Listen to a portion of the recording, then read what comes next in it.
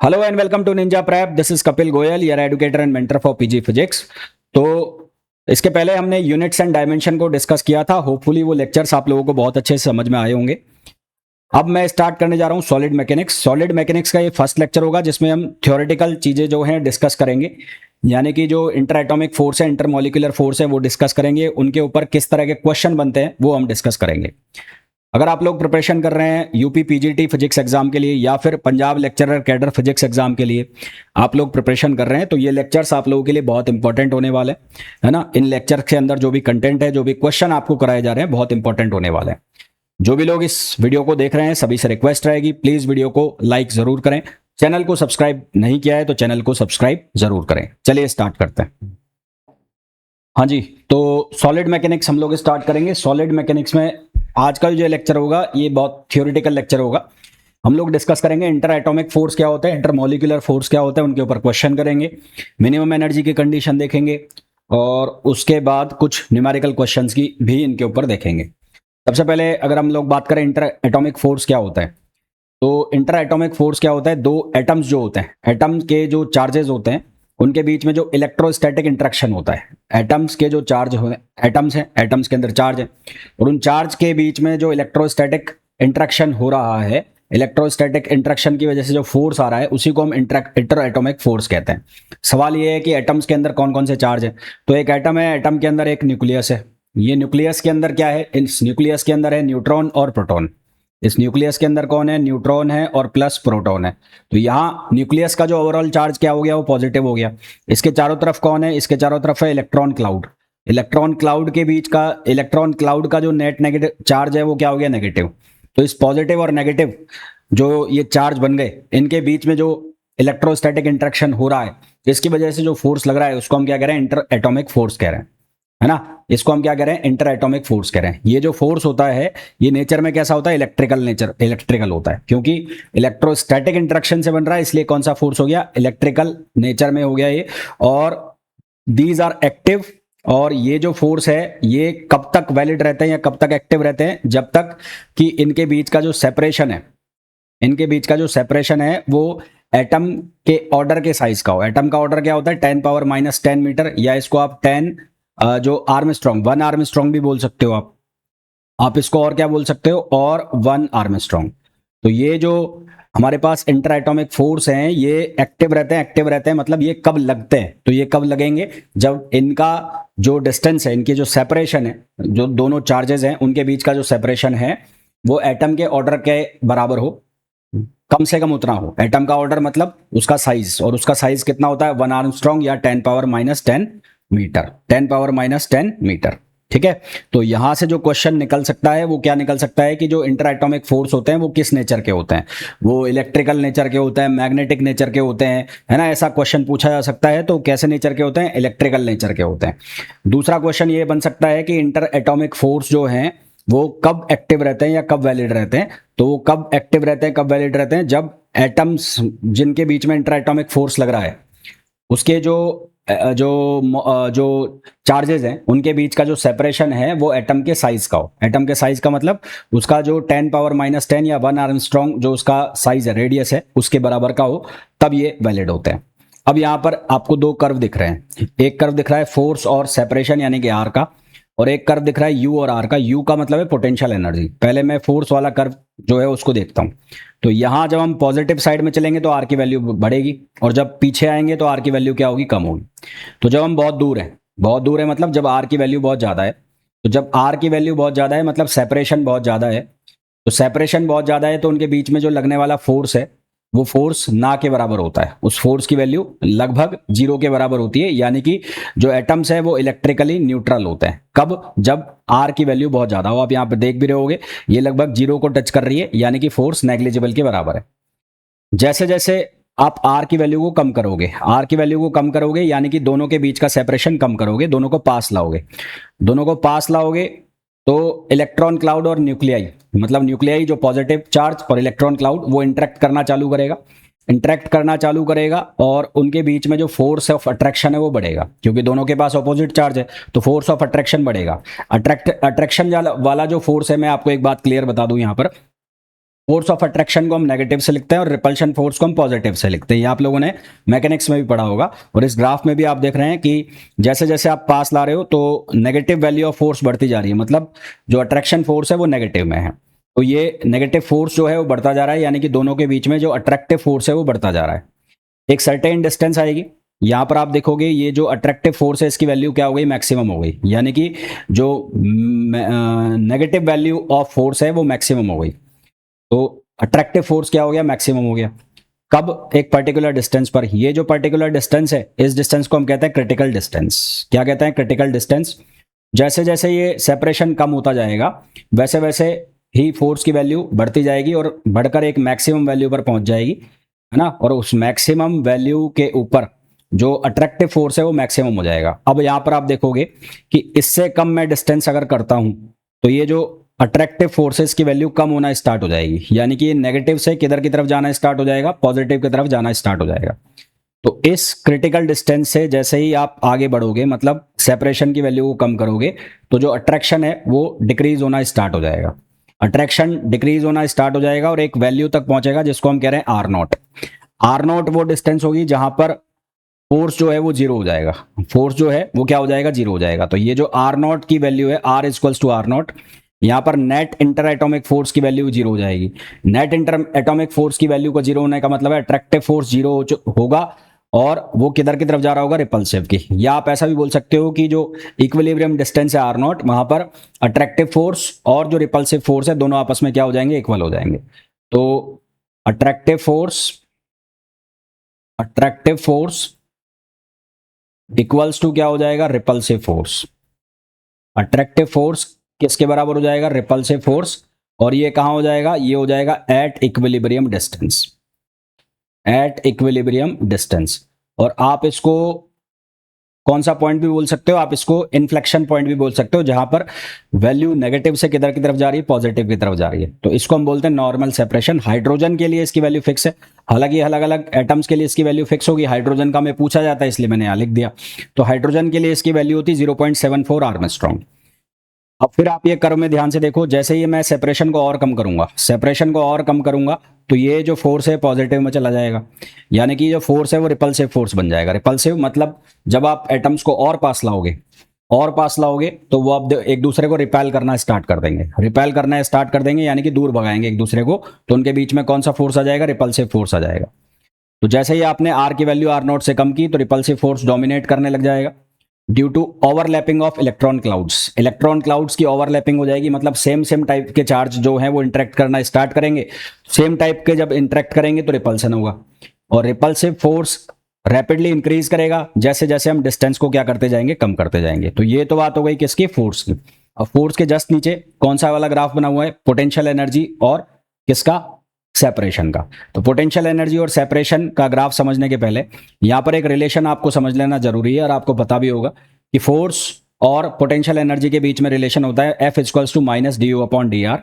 और आप इसको ऐसे भी लिख सकते हो minus of gradient of U, क्योंकि फोर्स कौन सी क्वांटिटी है, वेक्टर क्वांटिटी है, और यू जो है वो स्केलर क्वांटिटी है। तो आपने ये पढ़ा भी होगा किसके अंदर, वर्क पावर एनर्जी के अंदर।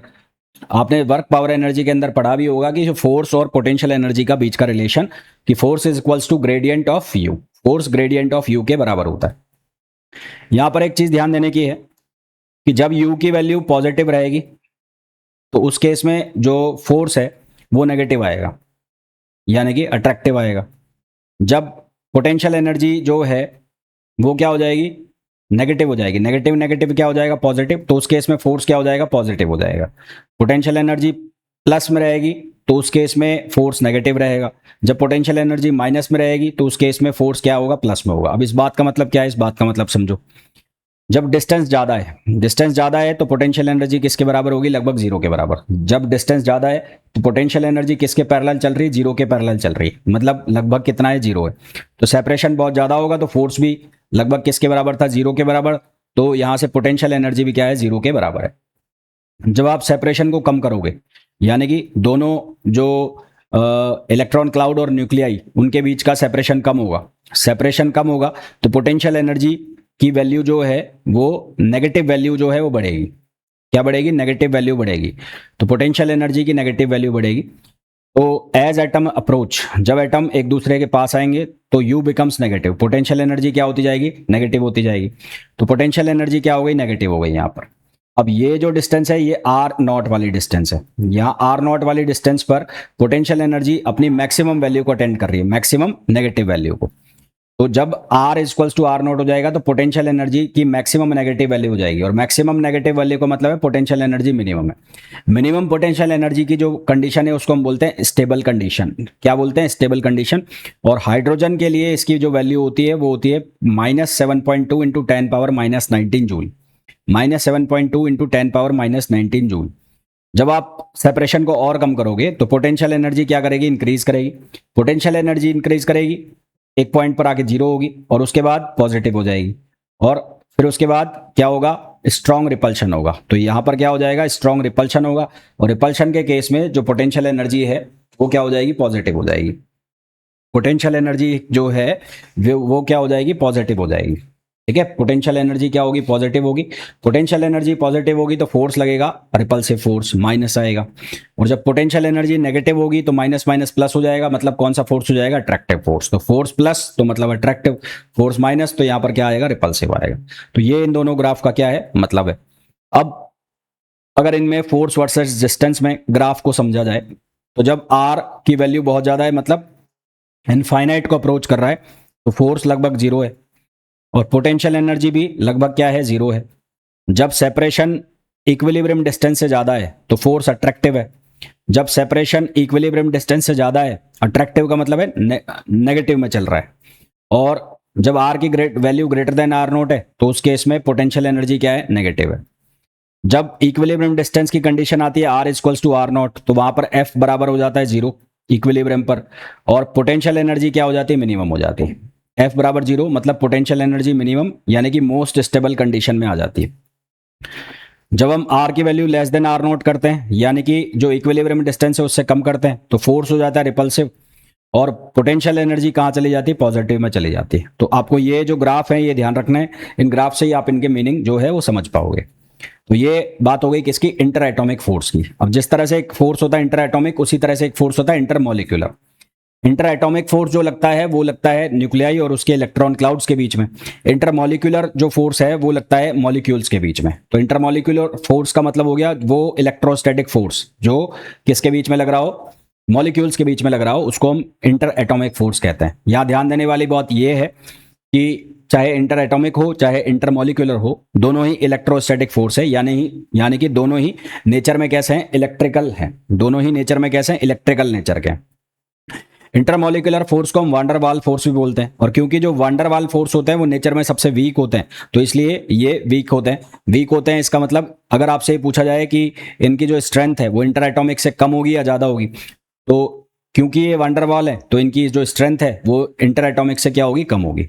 तो यहाँ पर ये क्या हो जाएंगे, वीक हो जाते हैं देन इंटर एटॉमिक फोर्स। तो ये इंटर एटॉमिक फोर्स से भी वीक हो जाते हैं। ये एक्टिव या इफेक्टिव कब होते हैं, जब मॉलिक्यूल्स के बीच का जो सेपरेशन है 10 पावर -9 मीटर तक का हो। इंटर एटॉमिक के केस में आपने पढ़ा था 10 पावर -10 मीटर तक का, यानी कि 1 आर्मस्ट्रॉन्ग। और यहां पर इंटरमॉलिक्यूलर की जब हम बात कर रहे हैं तो इंटरमॉलिक्यूलर के केस में इफेक्टिव डिस्टेंस जो है वो 10 पावर -9 मीटर हो, यानी कि 1 नैनोमीटर हो, उस केस में ये क्या होते हैं, इफेक्टिव हो जाते हैं, यानी कि ये शॉर्ट रेंज फोर्स हो गए। अब अट्रैक्टिव फोर्स जो है इंटरमॉलिक्यूलर के केस में, अट्रैक्टिव फोर्स जो है वो इनवर्सली प्रोपोर्शनल होता है किसके, 1/r⁷ इनवर्सली प्रोपोर्शनल होता है किसके, जो डिस्टेंस या सेपरेशन है उसकी 7th पावर के। और प्रोपोर्शनलिटी का साइन हटेगा तो यहां पर एक साइन आएगा, कांस्टेंट आएगा ए। माइनस साइन क्या शो करता है, माइनस साइन शो करता है कि फोर्स कैसा है, नेचर में अट्रैक्टिव है। इसी तरह से रिपल्सिव फोर्स के लिए लिखा जाता है कि जो रिपल्सिव फोर्स है वो सेपरेशन की पावर 9th के इनवर्सली प्रोपोर्शनल होता है। और जब यहाँ पर प्रोपोर्शनलिटी का साइन हटेगा तो कांस्टेंट आएगा बी। इस कांस्टेंट के साथ इसको लिखा जाता है F repulsive equals to B/r⁴ तो नेट इंटरमॉलिक्यूलर फोर्स जो है वो दोनों का सम होगा, अट्रैक्शन पर प्लस रिपल्शन। तो ये लिखा जाएगा -A/r⁴ प्लस B/r⁴, जहां A और B जो है कांस्टेंट है और नेचर ऑफ मॉलिक्यूल पे डिपेंड करते हैं कि किस तरह का आप मॉलिक्यूल यूज कर रहे हैं, उसके ऊपर डिपेंड करते हैं। इसी के बेस पर इसकी पोटेंशियल एनर्जी बनाई जाती है। तो पोटेंशियल एनर्जी में दो टर्म है, एक है लिखा जाएगा A upon R power N और दूसरा लिखा जाएगा B upon R power N. जो A upon R power N वाला टर्म है ये है रिपल्सिव एनर्जी का टर्म, और B upon R power M वाला जो टर्म है ये अट्रैक्टिव एनर्जी का टर्म है। ये जो रिजल्टेंट एनर्जी है या रिजल्टेंट पोटेंशियल एनर्जी है इसको हम नाम देते हैं कोहेसिव एनर्जी। क्या नाम देते हैं? Cohesive energy. कोहेसिव एनर्जी क्या होता है? कोहेसिव एनर्जी होता है कि किन्हीं दो मॉलिक्यूल्स को इनफाइनाइट से लाकर बांधने की जो एनर्जी होती है, इनफाइनाइट से लाकर और कंसोलिडेट करने की जो एनर्जी होती है, that is called cohesive energy. तो ये एनर्जी कोहेसिव एनर्जी है। अब एक्सपेरिमेंटली या डेरिवेशन वगैरह से हम ये निकालते हैं कि ज़्यादातर सॉलिड्स के लिए एन मतलब जो रिपल्सिव एनर्जी का इंडेक्स है उसके लिए n की वैल्यू 12 होती है, और m मतलब जो अट्रैक्टिव एनर्जी का इंडेक्स है उसकी वैल्यू 6 होती है। तो यहां से हमारे पास ये एक्सप्रेशन जनरली लिखा जाता है। इंपॉर्टेंट फैक्ट्स क्या है कि इंटरमॉलिक्यूलर फोर्स चाहे इंटर एटॉमिक फोर्स दोनों ही इलेक्ट्रिकल नेचर के होते हैं। शॉर्ट रेंज होता है क्योंकि नैनोमीटर में काम कर रहे हैं। लार्ज जब डिस्टेंस होगी तो अट्रैक्टिव होंगे, जैसे ही डिस्टेंस कम होगा तो रिपल्सिव हो जाएंगे। और इसका जो फोर्स डिस्टेंस ग्राफ बनेगा वो इंटर एटॉमिक के जैसा ही बनेगा। अब यहां पर कुछ इंपॉर्टेंट पॉइंट और आपको बता रहा हूं। पोटेंशियल एनर्जी की जो नेगेटिव वैल्यू है वो हमने देखी। Potential energy U R naught के ऊपर जो थी वो नेगेटिव क्वांटिटी थी। यदि उसको माइनस से मल्टीप्लाई कर दिया जाए तो वो पॉजिटिव बन जाएगा, और माइनस से मल्टीप्लाई करने के बाद जब वो पॉजिटिव बनेगा तो उसकी पॉजिटिव वैल्यू को, मिनिमम जो पोटेंशियल एनर्जी है उसकी पॉजिटिव वैल्यू को हम क्या नाम देते हैं? उसको नाम देते हैं डिसएसोसिएशन एनर्जी, है ना। उसको हम क्या नाम देते हैं? Dissociation energy of molecule. Cohesive energy क्या होती है? जो मैंने आपको बताया, नेट जो पोटेंशियल एनर्जी है उसको हम कोहेसिव एनर्जी से लिखते हैं। कोहेसिव एनर्जी क्या होती है कि energy which will be given out in the process of formation of a crystal by bringing neutral atoms from infinite to the position of equilibrium। Position of equilibrium तक लाने में जो एनर्जी खर्च हो रही है, क्रिस्टल बनाने में जो एनर्जी खर्च हो रही है, उसको हम कोहेसिव एनर्जी कहते हैं। कोहेसिव एनर्जी की जो यूनिट है वो यूनिट हम क्या लिखते हैं? उसको हम लिखते हैं जनरली इलेक्ट्रॉन वोल्ट पर एटम। इसकी जो यूनिट है वो यूनिट जनरली हम क्या लिखते हैं? इलेक्ट्रॉन वोल्ट पर एटम। एनर्जी का जो मिनिमम वैल्यू आ रहा था वो केवल कब पॉसिबल होगा? जब एन मतलब जो रिपल्सिव एनर्जी वाला इंडेक्स है वो हमेशा ज्यादा होना चाहिए किससे? एम से।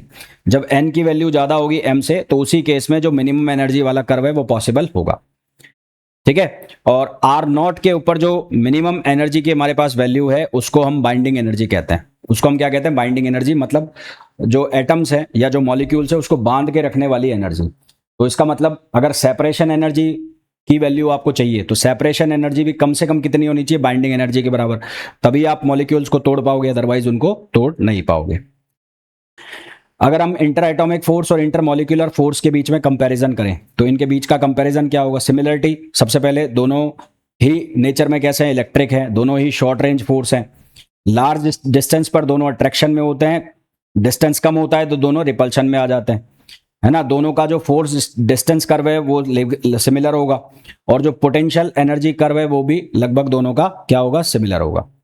अगर इनमें डिफरेंस देखें तो इंटर एटॉमिक फोर्स लगते हैं एटम्स के बीच में और ये लगते हैं मॉलिक्यूल्स के बीच में। ये डिपेंड करते हैं इंटर एटॉमिक डिस्टेंस पर, ये डिपेंड करते हैं डिस्टेंस एंड मॉलिक्यूलर ओरिएंटेशन पर। मॉलिक्यूलर ओरिएंटेशन कैसा है उसके ऊपर ये डिपेंड करते हैं। ये इंटर एटॉमिक फोर्स स्ट्रॉन्गर होते हैं किसके कंपैरिजन में? इंटरमॉलिक्यूलर फोर्स के कंपैरिजन में। कितने स्ट्रॉन्गर होते हैं? 50 to 100 times. Smaller equilibrium distance होती है यहाँ पर आर नॉट, यहाँ पर इक्विलिब्रियम डिस्टेंस जो है वो लार्ज होती है, ठीक है। तो ये इन दोनों में क्या होता है? डिफरेंस होता है। एग्जाम पॉइंट ऑफ व्यू से आपको कौन से पॉइंट याद रखने हैं कि इंटर मॉलिक्यूलर फोर्स जो है उसको और क्या बोला जाता है? Van der Waal force. अट्रैक्टिव फोर्स और सेपरेशन के बीच में क्या रिलेशन होता है इंटरमॉलिक्यूलर के लिए? तो attractive force is proportional to 1/r⁻⁷। Repulsive force के लिए क्या रिलेशन होता है? F repulsive proportional to 1/r⁹। Net force इससे बन जाएगा, और यहां से हमारे पास ये जो पोटेंशियल एनर्जी की वैल्यू आती है A/r⁻12 माइनस B/r�6, इसको हम लेनार्ड जोन्स पोटेंशियल कहते हैं। आपसे सीधा क्वेश्चन पूछा जा सकता है कि which one of the following is related to Lennard Jones potential. तो ये जो वैल्यू है, ये वाली वैल्यू, इसको हम बोलते हैं Lennard's Jones potential. Inter atomic force कितने ज्यादा स्ट्रांग होते हैं इंटरमॉलिक्यूलर से? तो 50 to 100 टाइम्स स्ट्रांग होते हैं। कितने स्ट्रांग होते हैं? 50 to 100 टाइम्स स्ट्रांग होते हैं। उसके बाद आता है स्टेट्स ऑफ मैटर। तो तीन तरह की स्टेट्स होती है, आपको पता है, एक होता है सॉलिड, एक होता है लिक्विड और एक होता है गैस। ये तीनों एक दूसरे से डिफर क्यों करते हैं? क्योंकि इनके बीच की जो इंटर एटॉमिक फोर्स है, इंटर मॉलिक्यूलर फोर्स है, उसकी स्ट्रेंथ अलग अलग होती है, पहला। दूसरा, जो थर्मल मोशंस होती है एटम्स की या मॉलिक्यूल्स की, वो रैंडम अलग अलग होती है, तो उसकी वजह से आप इनको डिफर कर पाते हैं, इनमें डिफरेंशिएशन कर पाते हैं। अगर तीनों में डिफरेंस देखें, सॉलिड, लिक्विड और गैस में, तो सबसे पहले शेप की अगर बात की जाए तो सॉलिड्स की जो शेप है वो डेफिनेट होती है, जबकि लिक्विड और गैस की कोई भी डेफिनेट शेप नहीं होती। सॉलिड के केस में उसका वॉल्यूम डेफिनेट होता है, लिक्विड के केस में उसका वॉल्यूम डेफिनेट होता है, पर गैस के केस में उसका वॉल्यूम जो डेफिनेट नहीं होता। डेंसिटी सबसे ज्यादा होगी सॉलिड में, ठूस ठूस के भरा हुआ होगा। लिक्विड के अंदर बीच का इंटरमीडिएट, और जबकि गैस में बहुत दूर दूर होते, रैंडम मोशन करते हैं, भागते रहते हैं, तो गैस की डेंसिटी सबसे कम होती है। कंप्रेसिबल कौन होगा? सबसे ज्यादा कंप्रेसिबल होगा गैस। सबसे कम कंप्रेसिबल, यानी कि जो कंप्रेसिबल ही नहीं होगा, जो कंप्रेशन ही नहीं आएगा, क्योंकि डेंसिटी ज्यादा है। तो डेंसिटी ज्यादा है तो वहां पर कंप्रेशन क्या होगा? कम होगा। तो वो कौन होता है? सॉलिड। जहां पर डेंसिटी कम है तो वो सबसे ज्यादा कंप्रेसिबल होगा, तो वो कौन हो गया? गैस। और लिक्विड जो है वो लेस कंप्रेसिबल होते हैं, किसके कंपैरिजन में? गैस के कंपैरिजन में। क्रिस्टल कौन ज्यादा है, या क्रिस्टलिनिटी की बात करें तो सबसे ज्यादा क्रिस्टल स्ट्रक्चर किस में बनती है? सॉलिड्स में। गैस नॉन क्रिस्टलाइन होगा, जबकि जो लिक्विड है वो जनरली नॉन क्रिस्टलाइन की कैटेगरी में आता है। इंटर एटॉमिक डिस्टेंस की बात करें तो सॉलिड्स में हमेशा फिक्स रहेगी, यानी कि कांस्टेंट। लिक्विड और गैस में वो चेंज होती रहती है। अगर काइनेटिक एनर्जी की बात की जाए तो सबसे ज्यादा काइनेटिक एनर्जी गैस के पार्टिकल्स के पास होगी, वो रैंडम मोशन करते हैं, तो पोटेंशियल एनर्जी के कंपैरिजन में सबसे ज्यादा जो काइनेटिक एनर्जी होगी गैस पार्टिकल्स के पास होगी। सबसे कम किसके पास होगी? सॉलिड्स के पास होगी। इंटरमॉलिक्यूलर फोर्स सबसे ज्यादा स्ट्रॉन्ग सॉलिड में होगा, सबसे कम किस में होगा? वो गैस में होगा। और लिक्विड के केस में क्या होगा? मॉडरेट। मोशन ऑफ मॉलिक्यूल्स क्या होगा? वाइब्रेट करेंगे एक फिक्स पोजीशन के अबाउट सॉलिड में। लिक्विड में लिमिटेड फ्री मोशन रहेगा और गैस में फ्री रैंडम मोशन रहेगी। टेम्परेचर रेंज की बात करें तो सॉलिड का टेम्परेचर रेंज लो होगा, गैस का टेम्परेचर रेंज क्या होगा? हाई होगा। गैस का टेम्परेचर रेंज क्या होगा? हाई होगा। फिर फोर्थ स्टेट और आती है जिसको हम कहते हैं प्लाज्मा, जिसको फोर्थ स्टेट ऑफ मैटर कहते हैं। इसके अंदर पॉजिटिव आयंस और फ्री इलेक्ट्रॉन्स होते हैं। इसके अंदर क्या होता है? पॉजिटिव आयंस और फ्री इलेक्ट्रॉन्स। ये जनरली कहां पर पाया जाता है? तो प्लाज्मा जो पाया जाता है वो सन और स्टार में, सन में और स्टार में। लाइटनिंग में, यानी कि जो बिजली चमकती है। इलेक्ट्रिकल डिस्चार्ज ट्यूब के जो एक्सपेरिमेंट होते हैं तो वहां पर भी प्लाज्मा का आपको देखने को मिलता है। उसके बाद नेक्स्ट आता है टाइप्स ऑफ सॉलिड। तो दो तरह के हम सॉलिड पढ़ते हैं, एक हम पढ़ते हैं क्रिस्टलाइन सॉलिड और एक हम पढ़ते हैं एमॉर्फस सॉलिड, या नॉन क्रिस्टलाइन सॉलिड भी आप उनको बोल सकते हो, या ग्लासी सॉलिड्स भी बोल सकते हैं। तो अगर दोनों में डिफरेंस देखा जाए तो जो क्रिस्टलाइन सॉलिड है वो ऑर्डर्ड होते हैं, तो 3D अरेंजमेंट होता है यहाँ पर, एटम्स का ऑर्डर में लगे होते हैं। यहाँ जो ऑर्डर होता है वो नहीं होता है, मतलब डिसऑर्डर्ड होते हैं, तो ये अमॉर्फस सॉलिड होते हैं। यहाँ पर इनकी जो ज्योमेट्रिकल शेप है डेफिनिट होती है, यहाँ पर इरेगुलर होते हैं। ये एनआइसोट्रॉपिक होते हैं और ये आइसोट्रॉपिक होते हैं। एनआइसोट्रॉपिक या आइसोट्रॉपिक, इसका मतलब क्या? आइसो का मतलब होता है एक समान, ट्रॉपिक का मतलब होता है दिशाएं। तो आइसोट्रॉपिक का मतलब होता है किसी पर्टिकुलर डायरेक्शन में, किसी डायरेक्शन में पर्टिकुलर पॉइंट पर सभी डायरेक्शन में एक जैसी प्रॉपर्टी रखना। तो ये किस में होता है? एमॉर्फस में।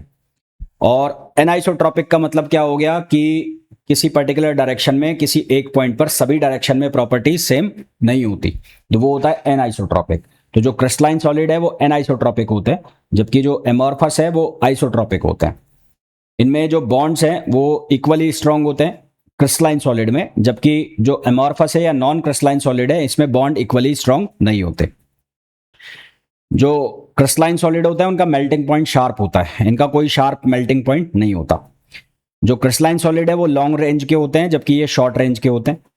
ये स्टेबल या ट्रू सॉलिड्स कहलाते हैं, जबकि जो एमॉर्फस सॉलिड है ये कहलाते हैं ट्रू स्टेबल सॉलिड और not regarded as true stable solid. यानी कि इनको आप सूडो सॉलिड्स, सूडो और फेक सॉलिड्स भी हम कह सकते हैं। फेक सॉलिड जैसे कि आइसक्रीम जो थोड़ी देर बाद पिघल जाती है, तो वो फेक सॉलिड है, ठीक है। उसके बाद अगर इनके एग्जाम्पल की बात की जाए तो क्रिस्टलाइन सॉलिड के जो एग्जाम्पल होते हैं वो होते हैं NaCl, डायमंड और क्वार्ट्ज। एमॉर्फस सॉलिड में ग्लास आ गया, रबड़ आ गया, प्लास्टिक आ गया, पिच आ गया। प्लास्टिक फेक सॉलिड हो गया, जलाओगे तो पिघलेगा। रबर फेक सॉलिड हो गया, ग्लास जो है वो फेक सॉलिड हो गया। अब इनके कुछ क्वेश्चंस किए जाएं। The three states of matter mainly differs due to, जो मैटर की स्टेट है वो किस वजह से डिफर करती है। एक तो हो गया रैंडम मोशन, दूसरा क्या होता है इंटरएटॉमिक और इंटरमोलिकुलर फोर्स। तो सही आंसर हमारे पास क्या आ जाएगा, बी आ जाएगा। In which state of matter is the intermolecular force is maximum, किस केस में इंटरमोलिकुलर फोर्स जो है मैक्सिमम होता है, तो किस में होता है, सॉलिड स्टेट में मैक्सिमम होता है। यहां पर यह भी पूछा जा सकता है मिनिमम कहां पर होगा, तो मिनिमम किसके केस में होता है, गैस के केस में होता है। Which relation between kinetic energy and potential energy is correct for solid, solids के लिए काइनेटिक एनर्जी और पोटेंशियल एनर्जी में क्या रिलेशन करेक्ट है। तो सॉलिड्स के लिए जो काइनेटिक एनर्जी है वो कम होती है किसके कंपैरिजन में, पोटेंशियल एनर्जी के कंपैरिजन में। तो सही आंसर हमारे पास क्या आ जाएगा, सी आ जाएगा। नेक्स्ट है which of the following has definite shape, इनमें से डेफिनिट शेप और डेफिनिट वॉल्यूम किस में आएगा, तो वो सॉलिड्स में आएगा। जबकि गैस के केस में ना तो डेफिनिट शेप है ना डेफिनिट वॉल्यूम है। कंप्रेसिबिलिटी किसकी सबसे ज्यादा होगी, जिसकी डेंसिटी सबसे कम होगी। तो डेंसिटी सबसे कम किसकी होगी, गैस की, तो इसकी कंप्रेसिबिलिटी मैक्सिमम होगी। सबसे कम कंप्रेसिबिलिटी किसकी होगी, सॉलिड की, क्योंकि यहाँ डेंसिटी क्या है, सबसे ज्यादा है। वो इनमें से किसमें जो मॉलिक्यूल्स है वो फ्रीली मूव करते हैं, तो किसमें फ्रीली मूव करते हैं, गैस के अंदर मूव करते हैं। प्लाज्मा किसका बना होता है, प्लाज्मा बना होता है पॉजिटिव आयंस और फ्री इलेक्ट्रॉन्स का, पॉजिटिव आयन और फ्री इलेक्ट्रॉन्स का। प्लाज्मा जनरली किस में पाया जाता है, तो सन के अंदर। कहां पर, सन के अंदर। Which one is not a characteristic of solid, इनमें से सॉलिड का कौन करेक्टरिस्टिक नहीं है, डेफिनिट वॉल्यूम होता है, इंटरमोलिकुलर फोर्स स्ट्रांग होता है, डेफिनिट शेप होती है, कंप्रेसिबिलिटी इसकी सबसे कम होती है, जबकि यहां पर लिखा हुआ है हाई कंप्रेसिबिलिटी। तो कौन सा करेक्टरिस्टिक नहीं है, हाई कंप्रेसिबिलिटी। गैस के केस में काइनेटिक एनर्जी पोटेंशियल एनर्जी के कंपैरिजन में बहुत ज्यादा होती है। फिर नेक्स्ट है long range order is present in, long range order किस में प्रेजेंट होते हैं, तो लॉन्ग रेंज ऑर्डर के कौन होते हैं, क्रिस्टलाइन सॉलिड होते हैं। विच properties exhibited by crystalline solid, तो क्रिस्टलाइन सॉलिड जो होते हैं वो एनआइसोट्रॉपिक होते हैं, तो आइसोट्रॉपिक कट गया, रैंडम अरेंजमेंट नहीं होता, यहां पर शार्प मेल्टिंग पॉइंट होता है। तो क्या आ जाएगा, sharp melting point. Next glass is an example of, तो ग्लास किसका एग्जांपल होता है, एमॉर्फस सॉलिड का एग्जांपल होता है। एमॉर्फस सॉलिड जो होते हैं वो एनआइसोट्रॉपिक होते हैं, ठीक है, एमॉर्फस सॉलिड एनआइसोट्रॉपिक होते हैं। फिर विच solid softens over a range of temperature, कौन सा जो सॉलिड है वो रेंज ऑफ टेम्परेचर पर सॉफ्ट हो जाता है, तो कौन सा हो जाता है, ग्लास, है ना। टेम्परेचर गर्म करेंगे तो ग्लास रबर की तरह बनने लग जाता है, अपने वीडियोस भी देखे होंगे जहां ग्लास के अलग अलग आइटम्स बनाते हैं। Which one has sharp melting point, sharp melting point किसका होगा, क्रिस्टलाइन सॉलिड का होगा। विच स्टेटमेंट इज फॉल्स, कौन सा स्टेटमेंट गलत है। पहला लिखा है crystalline solid possess long range order, सही है। फिर दूसरा लिखा है amorphous solid possesses long range order, ये गलत है। तो हमें पूछा है कि कौन सा गलत है, तो कौन सा गलत है, सेकंड गलत है। नेक्स्ट देखो, the energy of two particles in the field of each other at a separation R is given by, ये एनर्जी की वैल्यू गिवन है। हमें बताना है कि what separation they will form a state compound, stable compound, तो कब बनाएंगे, इक्विलिब्रियम की कंडीशन पे। तो एट इक्विलिब्रियम, एट इक्विलिब्रियम, तो इक्विलिब्रियम पर क्या होगा, D upon D R, R equals to R naught, और ये किसके बराबर होगा, जीरो के बराबर होगा। तो यहां जब आप इसको डिफरेंशिएट करोगे तो यहां क्या बनेगा, minus alpha upon R square, और यहां बनेगा minus 8 beta upon R power 9। हमें केवल मैग्नीट्यूड चाहिए, तो अल्फा की जो वैल्यू आएगी वो आएगी 8 beta upon R naught power 7, हम केवल मैग्नीट्यूड ले रहे हैं यहाँ पर। तो आर नॉट की जो वैल्यू आ जाएगी वो आ जाएगी 8 बीटा अपॉन अल्फा, और इसकी पावर कितनी हो जाएगी, 1/7। तो ये किसकी वैल्यू हो गई, आर नॉट की वैल्यू हो गई। अब इसी तरह का एक और क्वेश्चन है, पर वहां पर आपसे पूछा है कोहेसिव एनर्जी की वैल्यू बताओ। तो इसको कैसे करेंगे, सबसे पहले आप आर नॉट की वैल्यू निकाल लो, फिर उस आर नॉट की वैल्यू को इस इक्वेशन में हमें सब्स्टिट्यूट करना है। तो सबसे पहले आप क्या करोगे, D U upon D are को किसके बराबर करोगे, जीरो के। तो यहां से आपके पास बनेगा 2 अल्फा अपॉन आर क्यूब, और यहां से बनेगा आपके पास 10 beta upon R power 11 equals to 0। तो यहां से आपके पास आर नॉट की वैल्यू आ जाएगी, और वो वैल्यू आएगी 5 बीटा, 2 इंटू 5 10 हो जाएगा, और ये बन जाएगा अल्फा, और आर पावर 1/8 हो जाएगा।